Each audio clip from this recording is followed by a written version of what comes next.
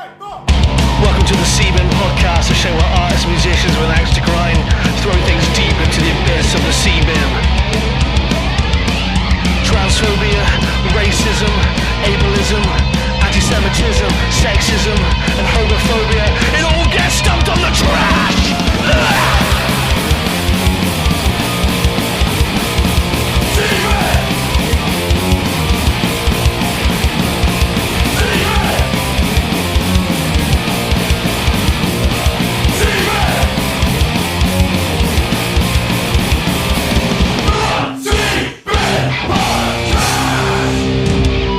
How's it going, everyone? Welcome to the motherfucking C-Bin podcast. It's me, everyone's big, voluptuous, and delicious daddy-o, biggest tasters.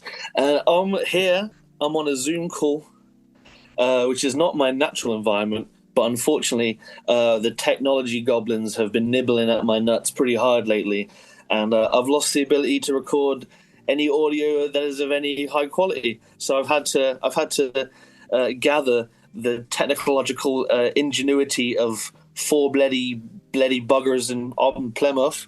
So I'm joined by I'm joined by the band Creepcave. So I'm joined by Coops, Liz, Shiv, and my beautiful girlfriend Alex. Hello, how's it going? Don't harm me. And there's also a dog that's farting. And he's spotted. And he's doing tricks behind the laptop currently to get attention. How are we doing? How's everyone doing? Yeah, good. Yeah, good. Thank you. How about yourself? Oh, I'm all right. I got a bit of I got like a weirdly dry mouth, and I don't know why. What have you been up to, Si? I've been bloody licking flip-flops or something. I'm feeling a bit. I don't know if this cold air has just been turned like proper sponging my tongue out, but it's not nice. So if I sound extra like and a bit like guzzling water, just it didn't happen. Didn't worry about it. Yeah, we know what's going down. Well, yeah, we've got a lot going on here as well. So. Speaking of lots going on, we got an EP that's coming out. That's exciting. You want to talk about that? Yeah. That's mega exciting. It is. Yeah. Long time in the making. Yeah, we recorded it a few months ago.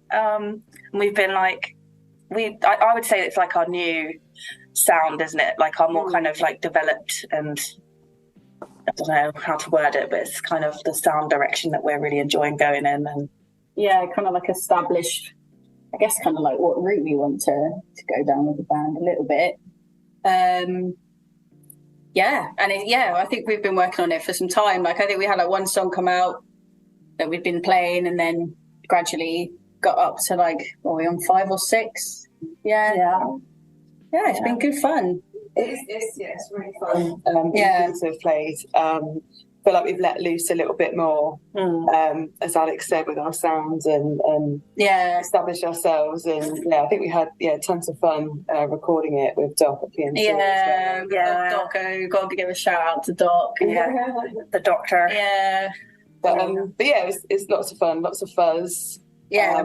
Few kind of like psychedelic sounds. Lots of riffage this time. Lots of beefy riff. We like a beefy riff. How do you feel about porky riffs? Porky riffs? Porky riff. Yeah, it's like a beefy riff, but a bit fattier. Yeah. Not heard of it. Maybe we'll throw that in the next one. Yeah. That's you can. Or use that as a stepping off point for the next EP. Less beef, more pork. Let's found our next EP title. Let's call this one that. We've got beef. We haven't released it yet. If you really want to push the boat out, you go for a Vital Wheat Gluten kind of riff, which is just more dense and more prone to give diarrhea. But excellent. The brown note becomes more significant now. Yeah, I think that was actually quite cool. One of the gigs we played, someone came up to us and said, I think it was myself, or was it someone said to me anyway, that we had like a Riot Girl sludge mix going on, and I was like, I kind of like that. That's like cool. a combination of our interest in music come together, and I was like, sweet, that's actually come across. So Yeah, that's nice. yeah. Riot sludge. Yeah. Riot sludge. The slowest, dirtiest riot ever. yeah, Absolutely Riot. Yeah, yeah. All of our songs are about something, pretty much, aren't they? Something political or social issue. But it's nice to have that, but also because I think a lot of heavier songs they don't focus on the message as much. I think it's nice to try and play with that a little bit and see where it goes. Yeah. Yeah, I think That is it the comes from the personal, doesn't it? It's not like we're just singing about a political issue. No. It's come from something personal. Yes. And then I think they're all a bit more widely received, like those songs, just make them a little bit more generic in their approach, haven't they? Yeah. Yeah, that's the good thing about modern bands, because most like bands back in the day, songs that rocked the hardest were normally about dragons or something. So it's good that there's a bit of substance behind the Porky riff, because otherwise there's only so many dragon songs you can write. I mean, just look at Dragon Force. What have they done lately? yeah. What dragon they on now? Elder. Yeah. Like, Herman, you've already written about Gazgar, the ancient black dragon. Well, I want to write another one about Gazgar. yeah. Good old Gazgar. I actually fucking Gazgar, some point. Where the pub I used to drink in London, he would often frequent that fella from Dragon Force. Well, Gazgar. Yeah. Gazgar would be there as well. And yeah, he was well up himself. Yeah, he would just kind of like not let anyone sit next to him or talk to him unless they're in his friendship group. It'd always just kind of like come to the bar and chat with my mate, and it would be really awkward because she just wasn't interested. This is going to be the best publicity. Best publicity for the EP. Yeah. Drummer slags off Herman Lee on.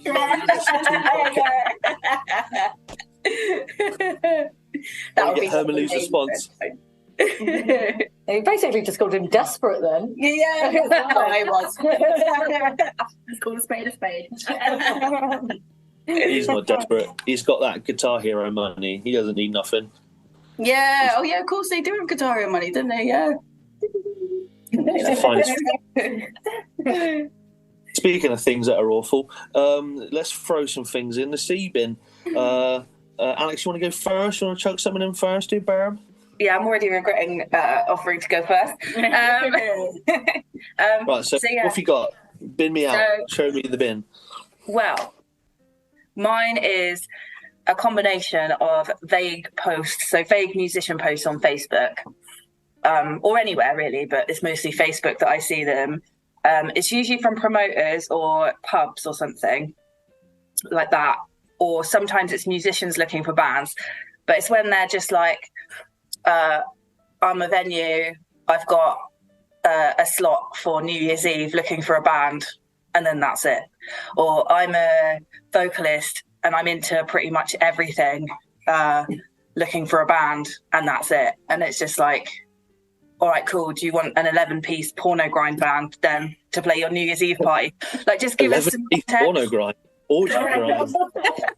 I don't know what all the 11 pieces would be, but I mean, I just really want to like start trolling these people, just being like, yeah, like cool, death metal on Christmas Eve, like just tell us what you want, and then we can, because we might be able to play some of these things, we don't know, but it's just such a waste of time when it's just we need a band. Yeah, it's I've seen a lot of posts like that, and that sort of I'm a vocalist looking for a band and I'm into everything. It's sort of the same as when you're trying to break the ice, foreshadowing to later, with like someone like a new colleague or whatever, and you're like, oh, so what kind of music you're into? A little bit of everything. So, oh yeah, what's your favourite fucking Dying Fetus album then, Deirdre? Yeah, bullshit. Yeah, it's just like if you want something, you should be very specific about what you want. Yeah, I think it also, if I'm looking to join a band, I don't want to join a band with people who don't really know what they like or just like you can like everything, but just say I play this a lot, or if they're just like, oh, I like everything, it's probably not that likely that they're gonna like the more nuanced things, or they might, but they just say that. Do you know what I mean?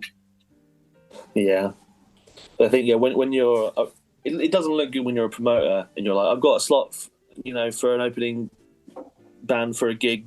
Email me. So, who? What do you want? What do you want from me? What do you need? Yeah, imagine you turn up and it's like, yeah, they do want an 11-piece, porno grind band, and you turn up and we turn up and be like, sorry guys, we don't actually do porno grind. None of us pick Squill, I'm afraid. We need to find out if there are any 11-piece porno grind bands. They're probably horrible. Yeah. If there isn't, you should form one. Yeah. Ethical porno grind. Yeah, do it vaguely. Be like, by the way, you did say that you were up for anything. Yeah, no. We are. You could recruit vague posters. I like to imagine an 11-piece porno grind band being one guitarist with a drum machine and then 10 vocalists. And they've all got to share one mic, so you have to just keep trying to snatch it off each other. You just made Amy snort that. That was a goodie. Yeah, it's just one mic on a little stand. Someone's got the mic and they get like nudged out of the way, and someone's like, and so that jumps on like, chaos grind. It would have to be mainly vocalists, yeah. Yeah. Every gig's like a Royal Rumble. Oh man, yeah. Yeah. Someone gets thrown out of the ring first. Start pig squealing, now you go. Yeah. Get the fuck out of here. Yeah. That song wasn't about porn. I heard that political message. Get the fuck out of here. It's a metaphor. Fuck off. Yeah. Steve, man.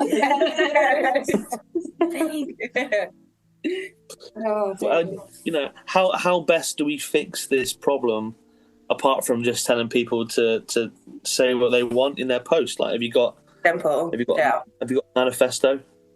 A manifesto? Mm-hmm. Yeah. Just say what you want. Like, say, hello, I am into this type of music mostly, but I'm open to other genres as well, maybe. But definitely the promoters and the pubs just need to be like, it needs to be, we want Mumford and Sons covers. Do you know what I mean? Not just anything. Because, but that's, they'll want, sometimes they'll say the most you'll get is like, I want an upbeat band. But again, that leaves it very open to interpretation. So I think just say, what type of music roughly? Do you want a band? Do you want an acoustic act? It's not that hard really, is it? Yeah, I mean, vague posting on Facebook in general was pretty bullshit. Yeah, and people are just like, "Oh, it's just me and my kids again. No, too many snakes out there. I don't need anyone." It's like, you're right. PM me. Too many snakes watching my page, hon. So you're okay, hon. Yeah, I'll give you some attention. What do you want? How many snakes do you need? Do you think if Facebook was around in the 80s, Dave Mustaine would have vague posted about being kicked out of Metallica? Yeah. Dave Mustaine. Just me and my guitar now, guys. I'm looking to be in a band, any band. Yeah. Band. Into all genres. Yeah. But mainly only thrash, actually. Yeah. Maybe just a bit of thrash. No 11-piece porno grind band. The Dave Mustaines.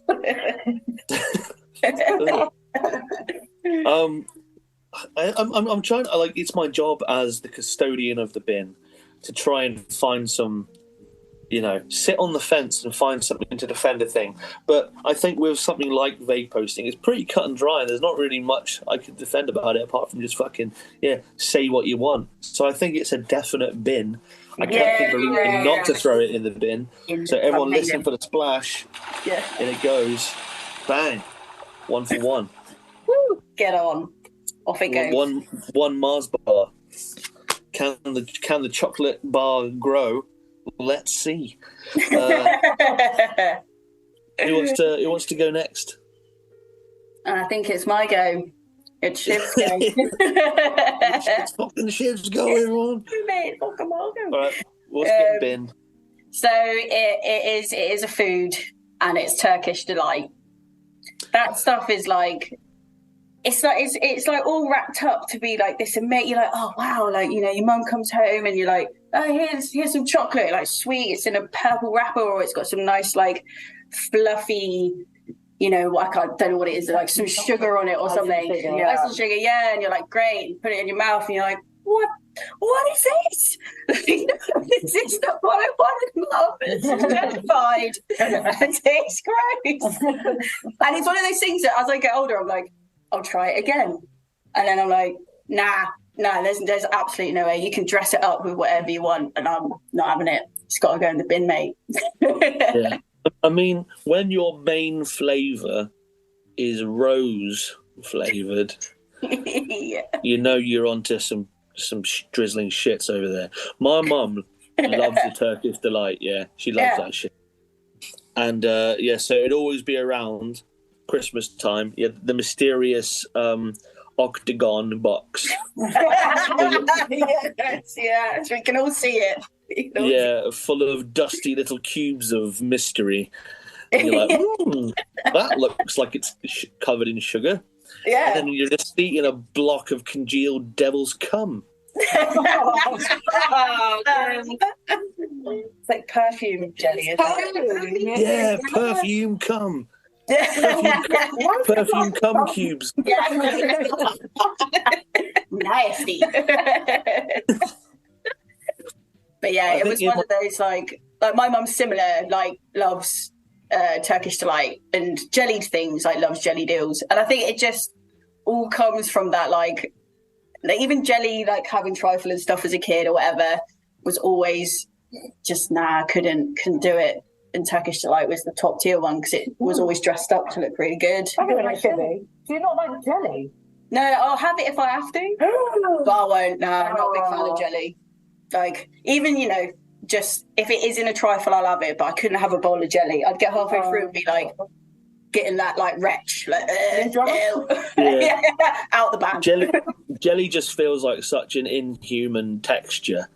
Yeah. Like, you're eating it and your body's just like, what is that? Like, that's not a food. That's, what is that? Yeah, what is that? I thought you were impartial about food. Yeah. Not jelly food. Not today. But like, I'm looking it up. There's two. I typed in Turkish delight on Google. The two top questions are: what is Turkish delight made of, and is it okay to eat Turkish delight? So people don't even know if it's like safe. The best way to enjoy Turkish delight is only by eating a small amount of it at a time. That's amazing. Gently. And apparently it's made out of starch and sugar. Oh, God. Starch. So just Yeah, jellified sugar. I did get daggers, though, at the thought of jelly, of not liking jelly. Honestly, I think we can get in business with that. What do you like about jelly? Ooh, what don't you like about it? I have jelly routinely. Yeah. Do you make it, or do I you... make jelly and I put mandarin oranges in it. So it's like a little. Also, to relate to my bin thing, it's a good diabetic treat if you get a sugar-free one because it tastes sweet. You can put fruit in it. Are you the person that will bite into the jelly before it's cooked? No. Okay, that's all right then. I think you could a little bit. Yeah, have you not like people that like bite into the cubes before it's like been? Yeah, see that was my next point. I think when I eat Turkish delight, I feel bamboozled by my own expectation because in my head, my mum used to buy them little like bricks of jelly cubes. And I didn't know that I was supposed to. That was, an ingredient to make jelly. I used to bite the cunt and just like, and I think in my head that Turkish delight is like that, and it's got some viscosity. It's a bit firm, toothsome, as if you would. But I bite it, and it's like eating a slug, a rose-flavored slug. Yeah, literally. I can't get over it. Like, my brain immediately goes to like, I need to bring this up. Yeah. Yeah. And also, the chocolate-covered Turkish Delight, you'd get the fries Turkish Delight. There used to be a really annoying advert on telly when I was a kid, where it was some kind of Arabian fantasy of someone in the desert with a fries Turkish Delight, and someone on a camel would come up, and it'd be like, fries Turkish Delight. And now every time I see a Turkish Delight, my brain's like, fries Turkish Delight. And it makes me sad that I'm remembering this advert from like 30 years ago. So that's another down. Another thumbs down. Yeah, it literally is.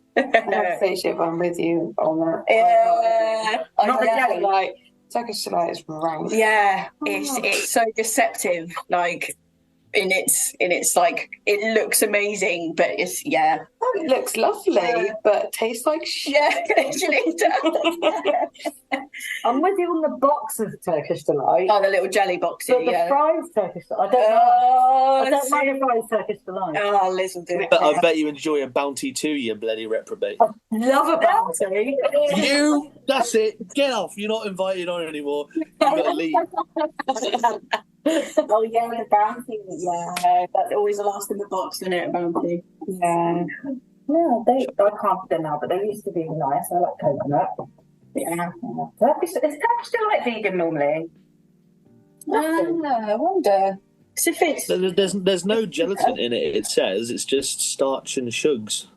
Because it feels like it should be gelatin, doesn't it? No, I don't care. It's gross.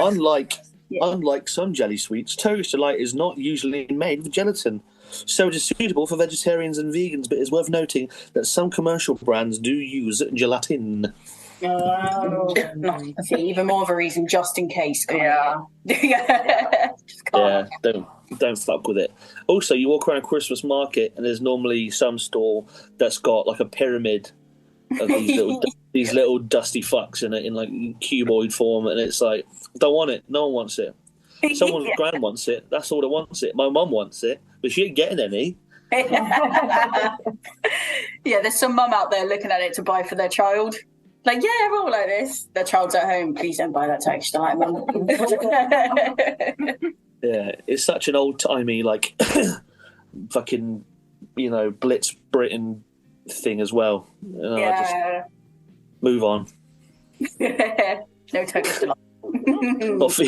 But despite all my vitriol and agreement to your distaste for this weird, starchy cube of misery, Sebin rule is Sebin rule, and our rule is never yuck someone else's yum. My mum says yum yum, you say yuck yuck, so I have to flip the dark slow bro of fate. Yes. Let's go. slow bro up goes in the bin. Pokeball up, it stays out the bin, and my mum can not eat it but still pretend she likes it for another day. So let's flip the bro and see where we land. Ugh. Are you ready? Yeah. It's fucking going in, mate. Can I punt it into the sea? Listen for the splash. There it goes. Your mum's going to be so cross. Well, that's all right. She won't listen to it. I'll bring your mum to Turkish Delight when I meet her. I'll be like, hey. You can't. It's gone. It's gone forever. Yeah, out the sea. It's in the bin. If you want to bring a Turkish Delight, you'd have to fish it out of the sea. It's going to be all saltwatery. Oh, saltwater Turkish Delight. I'm surprised that doesn't exist. I'm surprised. It probably does. That's the thing. Saltwater taffy. Yeah. I've never tried it, but it doesn't sound like a roast toffee. Toffee. It looks like a bit Turkish Delight. Can't you get different colours or something? I remember seeing it on Friends or something. I think it was years ago. I think it's pretty much like a malwam, right? It's the same kind of thing as a malwam. Saltwater malwam. Oh man, lovely. I don't think saltwater taffy actually has salt water in it. I think it's just because it's where you buy it. You normally buy it at the seaside. Yeah. Right. Well, we got 2 in so far. We got the Twix. I'm going to quickly thank my Patreon supporters. So thank you to Bagsy, Aidan, Sean, Adam, James, Kate, Christiane, Claire, Smallbags, Tim, Alex, another Alex, CJ, Sniff, Jochen, CB, Fee, Peg, Rory, EJ, Jimmy, White, David, Will, Sarah, Matt, Ollie, another Alex, Alex the Third, Chris, Dale, Caroline, Dave, Will, and Cody. Thanks for giving me money every month. Appreciate that. This week's episode is sponsored by Pot Noodles. Go to www.potnoodles.gov. They're noodles in a pot. Pour water on them and eat them. Tasty. I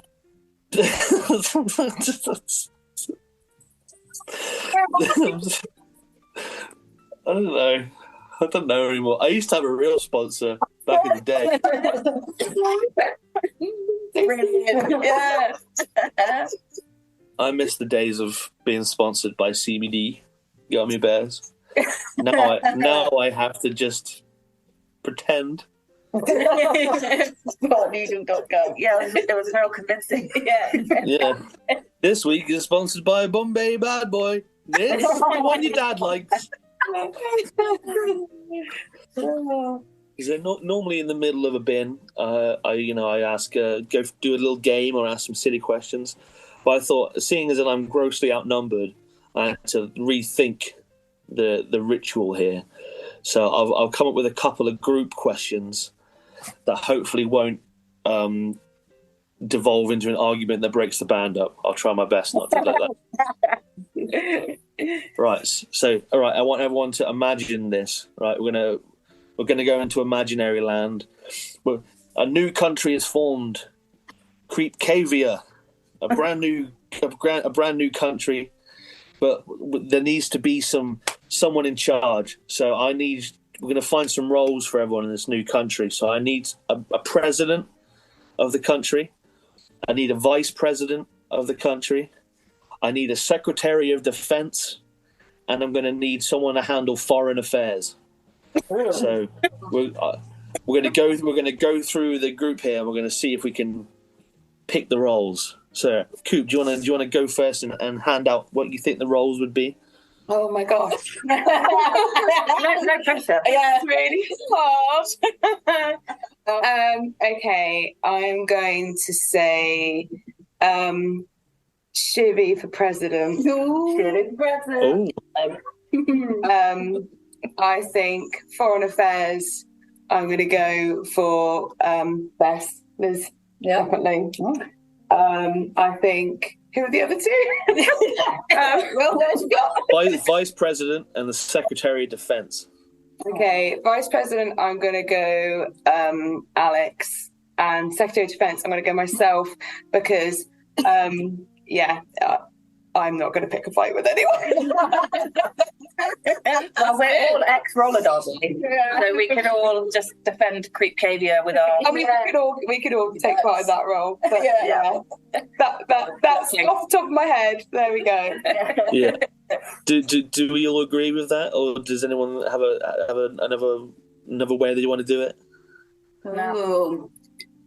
No, I quite agree with that. I definitely was going to go with Liz for foreign secretary. Yeah. I don't know. I feel like you've got good, you're like a politician, but in a good way. Like you're very good at talking to people, talking to other people, and managing interesting situations, being open-minded about things, and Oh, okay, there you go.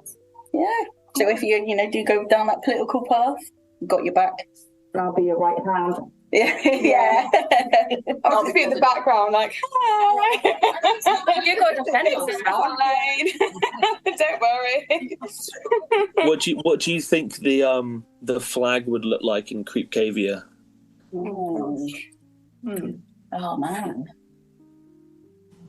it'd be colourful, wouldn't it? I think maybe like some. I don't know, because we really love a monochrome. Yeah, would it be colourful? Well, because of the connections to the LGBT community and colour on that, and like the things that we do outside, like additional to Creepcave maybe. But Can you have monochrome and multicolour? Well, it'd be like one of those the 90s advert, where you got the girl with the chalkboard. Yeah. Wasn't that like colourful but also a bit black and white?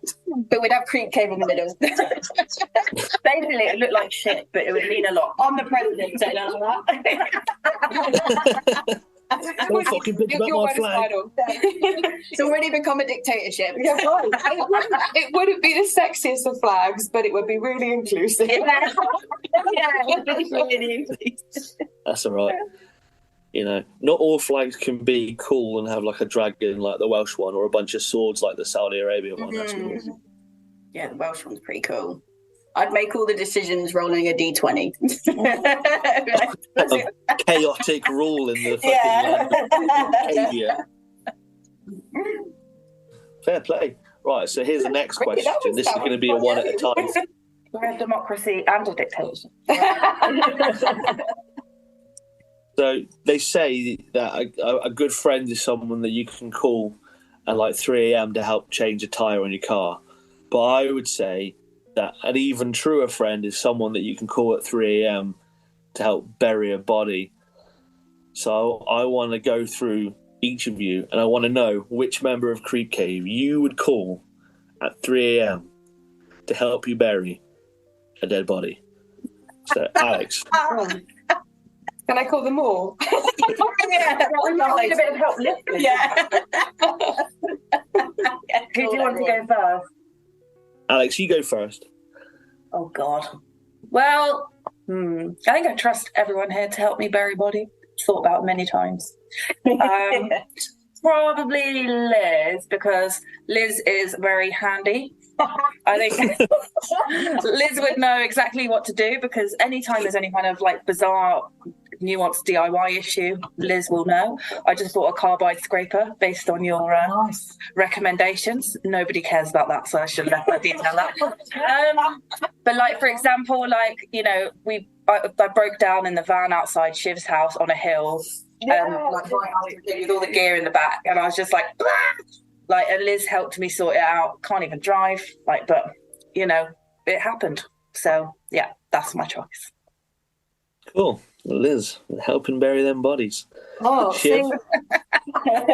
think for me, if I was I was in that situation, I'd probably call Coops in the first instance, just because you'd be the first person I'd think to call out of the band, just because our friendship has gone back so far. But then if I really thought about it, I'd probably call Alex, who's got a van. She's probably got a shovel in it. She's got everything else in that van. Drum kit. You are also exceptionally strong, although Coops is also very strong. Both of us. So it's too nice to call in this situation. I think Shiv would panic. I would definitely panic. You would. Coops would be cool, calm and collected. I'm like, cool, right, let's do this. I've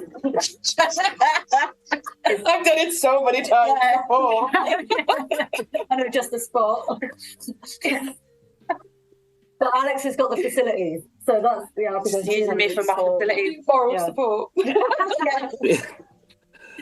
Coops, who are you calling? I think it's really hard. I think I have to agree, Shiv, you are too nice of a person. It will be given up in seconds. There. Yes. So I think I have to agree. It'd be a mixture of Liz and Alex, because between them they've got the skills, the equipment, and maybe the gumption. I think a mixture of you both. Because I'm weirdly flattered. Right, now the one who would freak out the most, Shivs, who are you calling? I'd be bawling down the phone. A kid daddy's fucking accident. Yeah, in the garden. It would be Liz. Also, mainly because I feel like you might know how to get out of it. Like, you'd probably plan. You'd, know how to plan. Like, how to get out of it. You wouldn't be calling me to bury the body. It'd be right. How do we get out? Of this? How do I get away? How do I not get arrested? You know, like, oh, by the way, I've also phoned the police already. Yeah, I freaked out. Yeah. I don't know what this is about you, Liz. I'm a problem solver, guys. I think that's it. That's it. I think that's it. Yeah. Problem solver. Yeah. The dog One decided to be last barking on me. Oh well. All right. One last question. This is a group one. You guys can figure the answer to this out on your own. Let's go back to imaginary land. We're in Creepcavia. You're in the middle of a field. All four of you together on some diplomatic mission in the field. When all of a sudden, over the horizon, a swarm of ducks, an endless number of ducks, come running towards you. Whack, whack, whack, whack, whack, whack, whack, whack. How many ducks could you collectively batter in a fight before you were overcome by the swarm? Not a lot. Have we got any tools? Yeah. Right, you can all pick one melee weapon each, one hand weapon. No flamethrowers, no machine guns. You've got to be hand tools. Oh. But one each. How many ducks are you mowing down before the swarm inevitably ends the sovereign state of Creepcavia? I love ducks. Yeah, I'm kind of like, oh, do we have to hurt the ducks? Would you love them if there was that many of them? Not if they were pecking me. Yeah, that'd be scary. Melo's a little They're quite scary when they're getting on it. You could get Let's just say let's say these are zombie ducks and they feel no pain. Okay, ducks. Yeah. I think a machete would be quite a good idea. Machete would be a good one. Because Or like a really long it's quite stick. heavy. Yeah. Something heavy and blunt. But also they might like Stitch will flap away, yeah. yeah. I feel like I'd probably have a really long stick and just try and take out as many as possible. If they're like really confined together, just be like, yeah, go straight in and just sweep them out of the way like you would with a scythe or something. What about You net? can just have a side. Great one. And then if it doesn't work, you can use the other end. Yeah. But I think a net would be good. You could just Yeah. We could Ooh. coordinate. We could coordinate. We could get a big net over them, and the other guys just be like, ah! me and you do the gentle bit. Yeah, Liz will be doing the killing, obviously.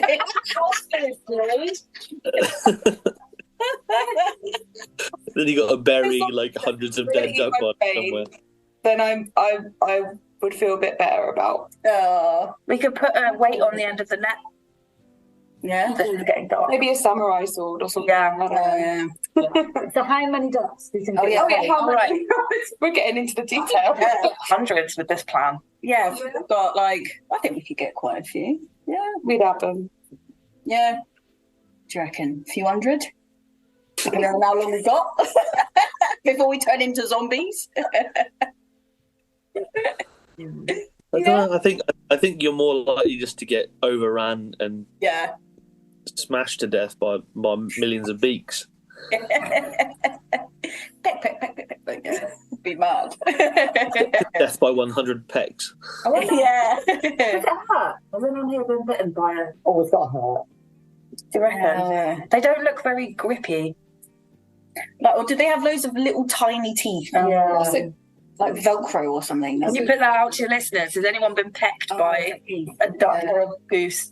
I've definitely been like nipped. I've definitely tried to feed a duck bread, and the duck has like clapped my fingies, and it was kind of like getting your fingers snapped in a book. Oh. That's not bad. I think it was even be that powerful. Yeah. Maybe we need to know the bite force of a duck before we can make a... Hold on, let me Google it. Let's see. They exist, don't they? Yeah. Can we tempt them with other things?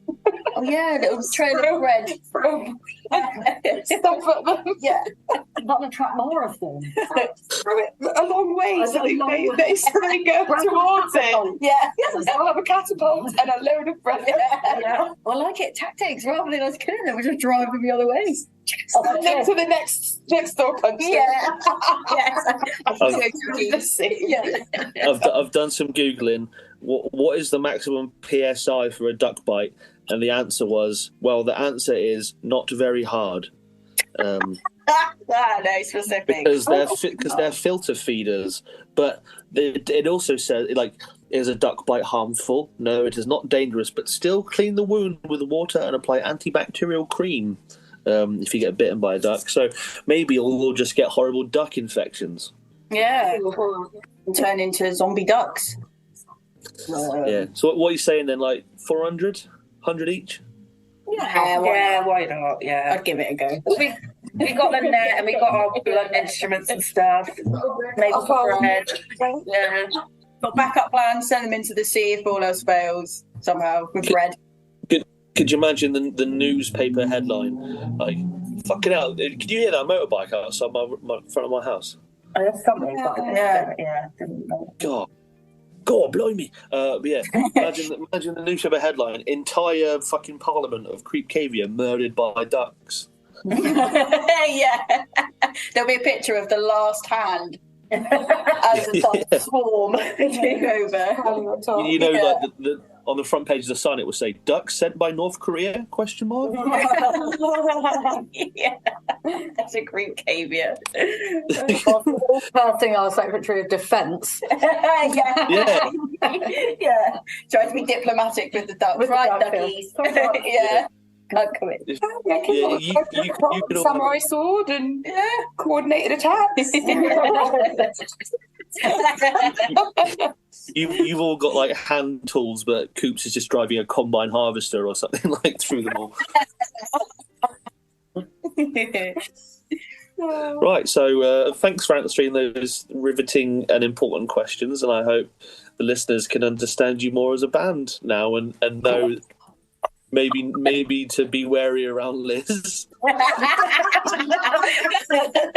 Make me your best friend, I think that's... Yeah, that's exactly right, yeah. I think that's the lesson here, isn't it? Yeah. And Alex, if you ever get a call at 3 a.m. from Liz asking to borrow your van, maybe don't do it. Maybe clean your fingerprints off it first. Speaking of Liz and things that are dangerous, let's throw something in the bin, shall we? What have you got for the bin? Oh, well, I feel like this is really serious now. Tone back down. Yeah, right. So mine is going to be like unsolicited advice about your medical condition. So it could be anything, you know, I don't know if you've got like arthritis and something like, oh, that sounds really bad. My gran's got that. It could be like me, diabetes. I get that a lot, you know, where people go, oh, my cousin's diabetic. Diabetes. Yeah, great. Yeah. Okay. And they don't manage it very well. Brilliant. That's great news for them. And then recently, so this really gets on my nerves, and it happens a lot, when I have a health professional, I could go to the GP for like, I don't know, an ingrown toenail, and they'll be like, so let's talk about your diabetes. I'm like, there's nothing to do with that, though. And they'll want to talk about it. But most recently, I was at a party, and there was somebody there who was a trainee nurse, and she really condescended me about my own condition and tried to tell me all of the technology that was available that I currently use. And it was really frustrating. And I would like to call that medisplaining, where a medical professional try and explain your condition to you from a textbook academic point of view. It really annoys me. So that annoys me. And I want it to go in the bin. I want them to stop doing it. Was she like, so diabetica, ever heard of this thing called insulin? Literally. It's a new scientific breakthrough. Maybe if you had it, you could manage your condition better. Like, it was that kind of conversation. Ever thought about putting into consideration your blood sugar levels? Yeah. So that's mine. And it goes for any condition. So any condition anybody's got, if you've got one, it's long term, and somebody tries to tell you how to manage it, when they don't have it themselves, they can go in the bin. Yeah. See, I don't get that so much because I'm a big, plump man. I'm very plump. I don't get the medisplaining. I get I'll be like, hey, I'm very poorly, and they're like, well, have you considered not being fat? So I'm used to that one, so I feel like, you know, maybe I need to heed their words before I can understand your plight. It's like when people are talking about depression or mental health, and then people say, just go walk outside more. Like, have you tried? You shouldn't take antidepressants because that's not good for your brain. And they come up with all these things. It's like, it's fucking working. So have you tried just cheering up? Like not being so down in the dumps. Yeah, just go for a walk and breathe deeply. Would you like to read a pamphlet about mindfulness? Yeah, download this app. As the person with the condition, you're the expert, right? Like, you know, obviously you can get tips and tricks if you need them, but like, you know how it feels and you know how to manage it, and it's and I think it's like medical professionals, but also random people. I don't tell people very often that I am type 1 diabetic because of that reason. I keep it very secret. So this is me telling the world, I suppose, from Creepcave. But now they'll hopefully not do the thing anymore. Unless I look like I'm about to fall over, then talk to me about it. I can relate to the secret condition because for a long time I was blind and I didn't really tell a lot of people. I just kind of walked around and pretended that I wasn't, because I was sick of people treating me really different if they knew about it. Because I'd be fully capable, and because I was so used to my surroundings and I was so used to living my life with like such little vision that I was fine. But if anyone knew I was, they'd be like grabbing my shoulder, trying to tell me where to go, like explaining everything to me. They'd be like, okay, so in front of you there's this, this, and this. And I'm like, look, this is amazing. I know you're being really considerate of like what you think my needs are, but it's not what I need, and I don't need it. I'm fine. If I needed your guidance, I would be like, hey, can I like grab your shoulder one sec while I walk down these stairs? But I feel like, people just assume they have to like go into full blown, I'm going to fix your problem for you, and it's like I don't need that. I know what's going on. I'm fine. If I needed help, I'll ask you for help.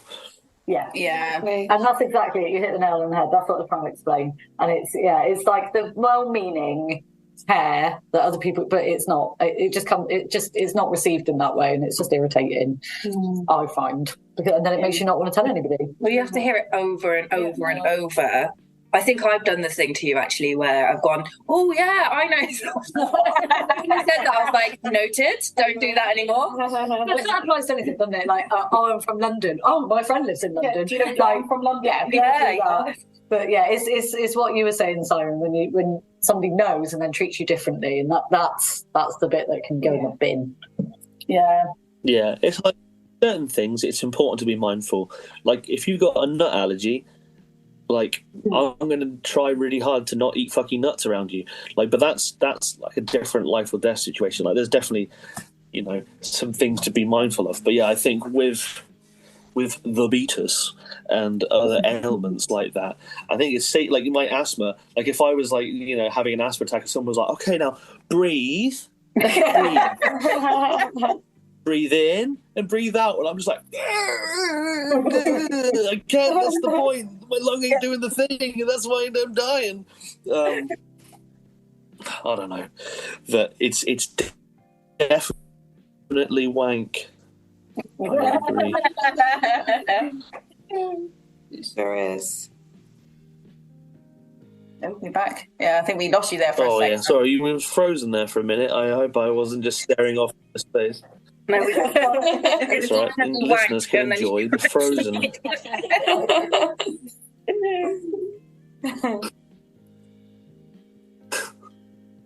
Yeah, but in all seriousness, though, how is your diabetes? Are you good? Yeah, it's fine. Yeah, it's very well managed, and I need no assistance. Are you sure? Do you want me to Google some helpful home remedies? Yeah, here's a jelly bean. Yeah, my nan has diabetes, so I can ask her for some advice. Oh, brilliant. Yeah, it'd definitely be the same. Yeah. Thanks. Actually, I wouldn't ask my nan for advice because she's rubbish. No, Dad. Yeah. A lot of nans are. She's like, she's deep in her 80s now, and like she's well diabetic, riddled with diabetes, and like she just like won't stop eating biscuits. Won't stop. Oh, man. Like refuses. Well, biscuits are really good. Oh, I agree, but like her legs like nearly falling off, and I'm like, hello, mate. Do you want to like maybe stop eating biscuits? Oh, nah. To be fair, if I was her, I'd probably still be eating biscuits as well. But I'll worry because I love my nan. I don't want to have a hurty leg. But you know. Yeah, so when you get to that point, it's like, gonna eat biscuits, loads of tea. Yeah. Yeah. I could go on you know, days about diabetes, and so it's best you stop me soon. Yeah. But no, it's annoying. Yeah. I think I'm gonna have to throw it in. It's gonna go in. Let's Hey, Medisplane. No. Dead on. That's it. Medisplane, the trio. They need to invent another three-sectioned chocky bar because the trio hasn't even been made for years now. But I need another.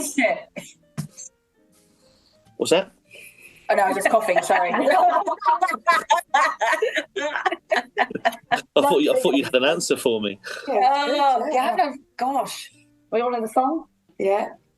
No, you have to sing it now. Do you know it as well? What is it? Simon will probably remember from the advert, the trio advert.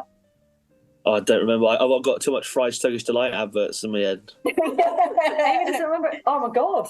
Oh, you know what it is? You remember it, don't you? Trio. Oh, somebody tell me what it is. There was a little girl in the forest, and she had this massive mouth, and she was just singing like trio.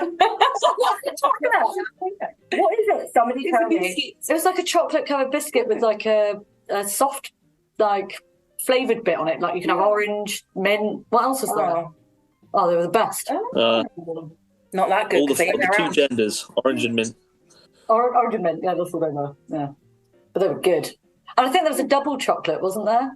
Yeah, I seem to think there might have been some sort of caramelly one. Maybe one was raisin. Yeah, I don't know, something like that. Who knows? I could Google it, but I'm gonna just leave it up to ambiguity. Coops. Hello. Do you wanna break the ice on this last bin? Hi-oh.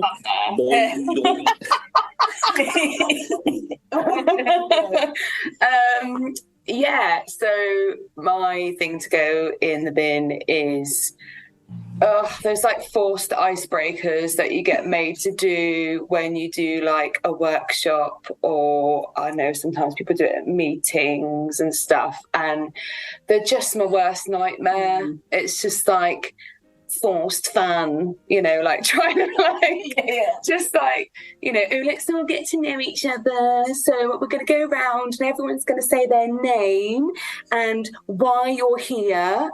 And I don't know, what's your biggest fear, or whatever, just something random, like, or one interesting fact about yourself, and I just think it's bullshit. Like, I'm not very good in those kind of situations. I hate networking. I fucking hate it. And I do have to do it for my job, and it's hideous. And it's like these it's like I had one once, and it was exactly those questions: your name, why you're here, and what's your biggest fear. And it's just like, I'm Amy, I'm here because I was told to be here by my boss, and basically my biggest fear is this right here in front of you all. Absolute bullshit. Like, it makes me want to cringe so much and fold into myself and disappear. You should totally fuck them over and just go, dying alone. Like, now what are you going to do with that information? Done. It just feels so forced, and I just hate it. It's so cringeworthy. You could get really specific with your fear and be like, yeah, I'm here because, I like my job, and my biggest fear is that a giant sea cucumber is going to come out of the sky and implant itself into the middle of the city and turn us all into pod people, and I'm going to be forced to eat my family members as plant mulch before transported to another planet of sea vegetables, which I have to integrate myself into before becoming one of them and losing all of my sentience. There you go. I think you get that down, kids, for next time. I'm going to remember that for next time now, yeah. You'll just remember the sea cucumber, like, oh, sea cucumbers. But it's just some of the questions they ask you in it, and it's just like, and you get put on the spot with it as well, and you're just like, and you can tell, you look around the room and everyone is thinking exactly the same thing. And not why the fuck do I have to do this? Like, the fear in people's eyes, like, no one wants to do this, right now. And it's just that whole forced fun element of it. Like, I just... never, like, it. We've all probably been through it so many times, and it never gets like easier. It's like, it's no one. Everyone talks about how much they hate it, but people still do it. Well, like you just said, like, torture. Nobody listens. Yeah, because you're so worried about what you're going to say that you don't listen to anyone else, because you're just like, fuck, I've got to think of something, and then it's just pointless. There's other ways that you can break the ice that doesn't involve putting ways you break the ice platform. And if you're like one of the last people to do, you're sat there, you're preparing, aren't you? Everything you want to think. You're thinking, what I'm going to say. And then halfway along, somebody says what you're going to say. You're immediately back in the cycle of panic. Somebody else has said what you were going to say. You've calmed yourself down and you're like, I'm just going to say this. And someone says it, like crying again. Like, you bastard! What's your biggest fear? Someone doing that in one of your sessions. Stole my thing.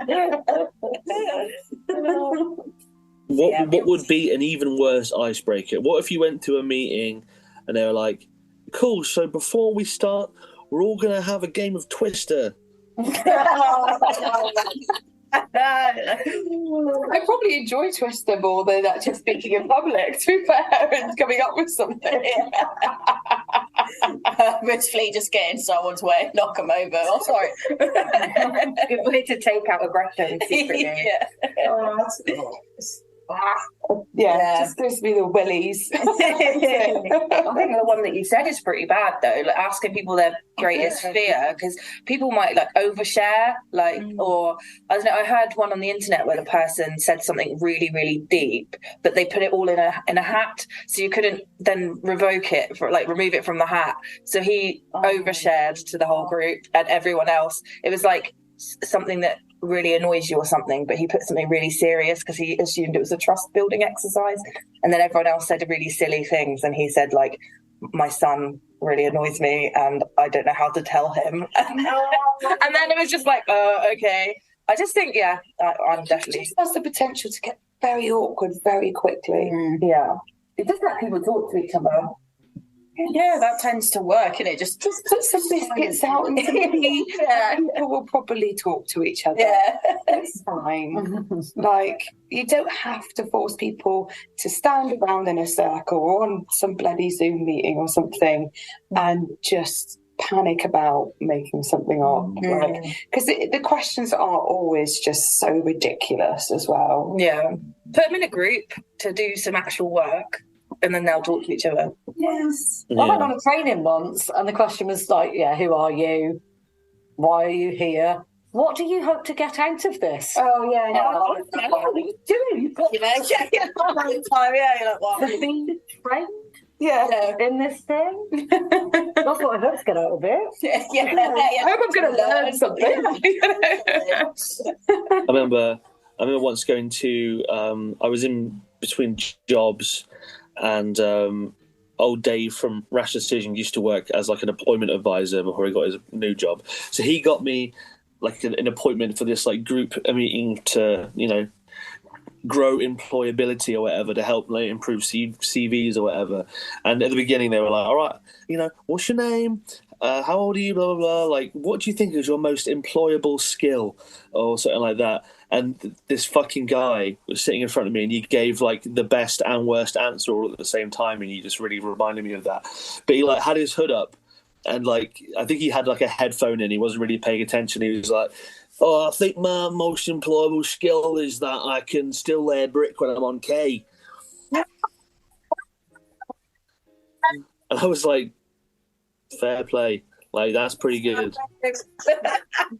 He was like, "I can be like on come down, and I can still lay brick consistently, like proper, like no give up." Like, right, yeah. That is a skill,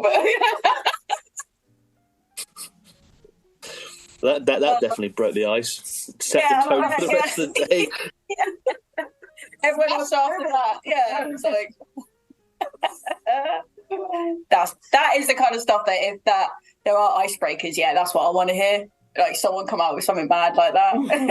Like excellent, yeah. It's like you almost want to like break the ice first and talk to people and go, right, let's say some mad shit right now. Yeah. Really throw the person leading the session like off. Like, let's just get our own back here. Yeah, maybe you should start your next meeting by being like, right, how many ducks could you kill? Yeah. So zombie duck apocalypse. Yeah. How many ducks can you kill? What are you going to kill them with? Yeah.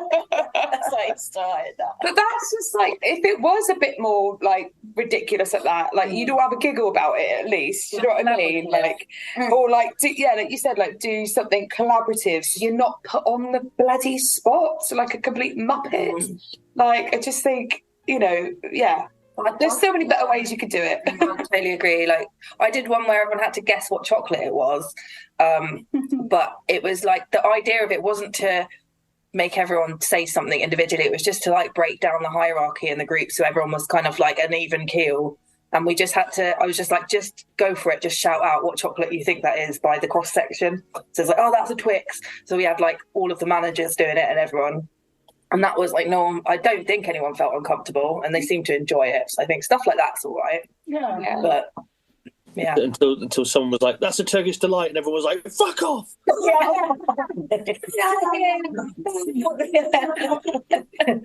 out of here, you freak. Get out of here. So I think the question I was going to ask is like, how could we improve the icebreaker? But I feel like we've already sort of answered that one just by spitballing here. Make we work together as a group to come up with something really cool. Yeah, we broke the ice. I was thinking, have you ever played that game when you fold a piece of paper into like 4 little bits, and like someone draws the head, and then they fold it over, and then someone draws the torso, and then someone draws the legs. You could do that where everyone draws a bit, and that could be the mascot of the meeting. Because you haven't got to speak, and you could just be a bit silly, and it's like, have them all draw a little bit, and then they get to name the mascot. Yeah. If it's British, it will probably start with Sir and be ridiculous, won't it? Like, some knighthood or whatever. The Blumble Bottom. Although that is how we should design our flag for Creepcavia. Or even the artwork for our new EP. All draw a little bit. All draw a little bit. Yeah. It's just like, it will be mad. And we'll call it Creepcavia. Welcome to Creepcavia. That could be the opening of the album could be like a welcome to the sovereign state of Creepcavia. Creepcavia welcomes safe drivers. No ducks allowed. First, fuck off. We're running a strict anti-duck policy. All anti-duck. Like some sort of duck dystopia. Ducks are trying to smuggle themselves in by standing on each other's shoulders and wearing a big raincoat. Walk through with London lights. That's going to be our album cover. Like us all just like, as Simon said, all of us on a combine harvester just ploughing through it.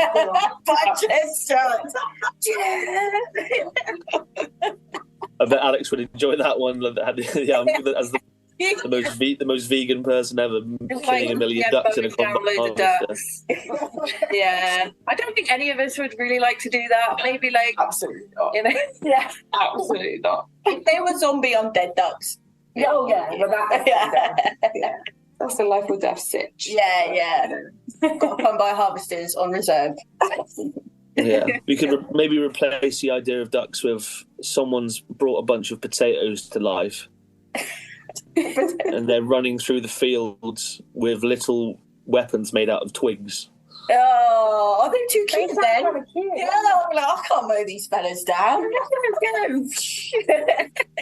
If you don't mow them down, they're going to mow you down. Yeah. I mean, how about it's just Shiv on the combine harvester and it's a field of Turkish delight? I'm down for that. Jelly. It's just a field of Turkish delight riding on little Turkish delight horses with like forks, and they're just like the city of Turco Delightia challenges Creepcavia to war. Sounds like something out of Adventure Time. yeah. Just next to I had to think of Turkish Delightia because otherwise I can't be like Turkey versus Creepcavia. Yeah. Turkish delight, yeah. I think that worked pretty well. Poultry getting it tonight, aren't they? Yeah. You do like Well,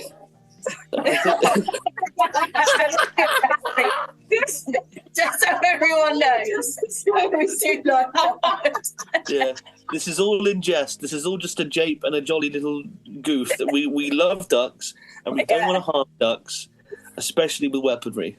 Yeah, please don't come out, ducks. Yeah. If you see a load of ducks, just step out the way and let them pass. Don't have to get in the way. Yeah. That's it. All their word. It's fine. Well, I can't remember if we threw it in or not, but it's definitely going in. Listen, we've got the Kit Kat, everyone, the Kit Kat. Oh, honey, yes. Sweet. All in. Brilliant. Well, I hope that wasn't too chaotic for you all and everyone listening. We'll know when we listen back. It's just an hour of just like.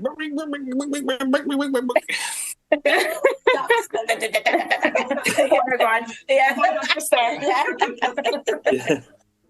I don't even know what to title this episode. 11 duck porno grind band from Creepcavia. I don't know.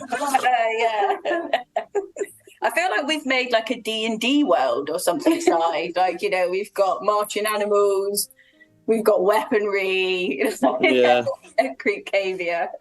We have Maybe I'll have to do a one shot.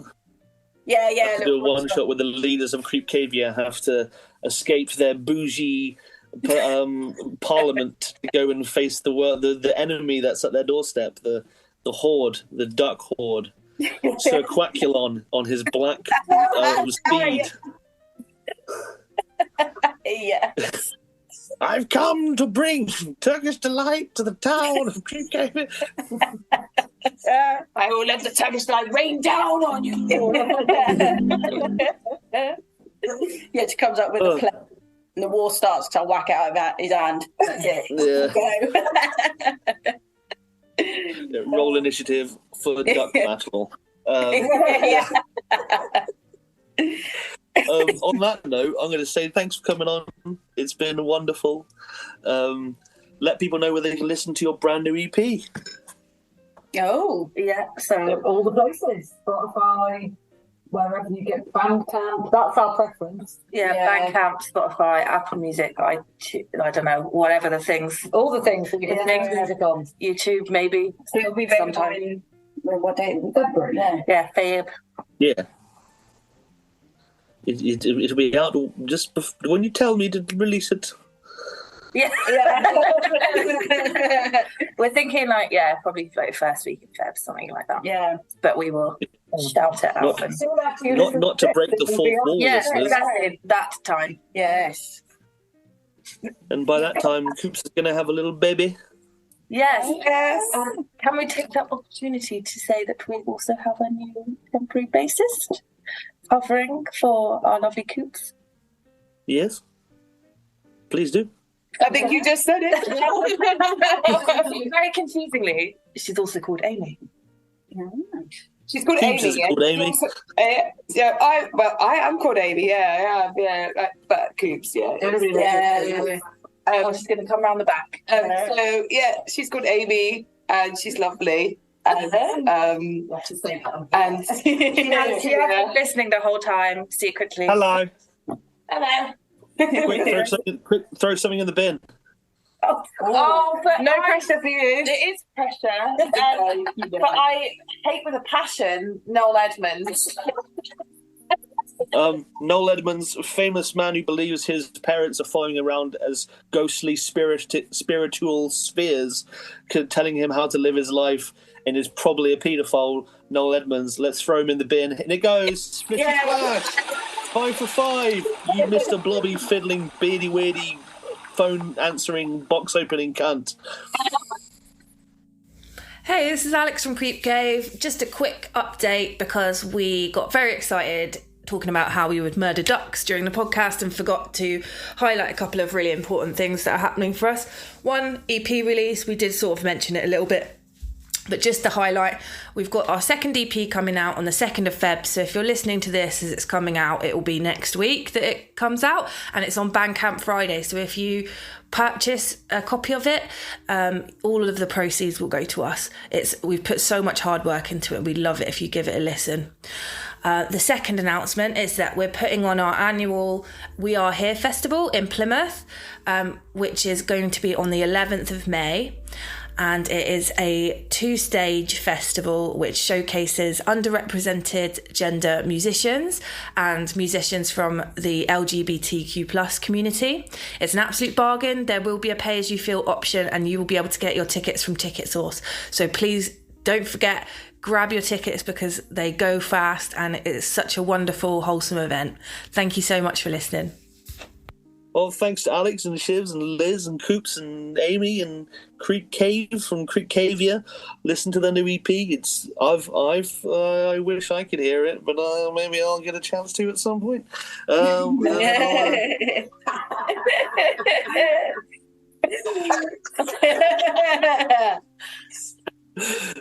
leave it there. Bye, guys. Thanks for coming on. Bye, guys. Later. Bye. Hey guys, it's me, Big Tasty. I just wanted to say cheers for listening to this week's episode, and I hope you enjoyed listening to it as much as I enjoyed making it. Now, if you feel so inclined, you should come check out my Patreon page.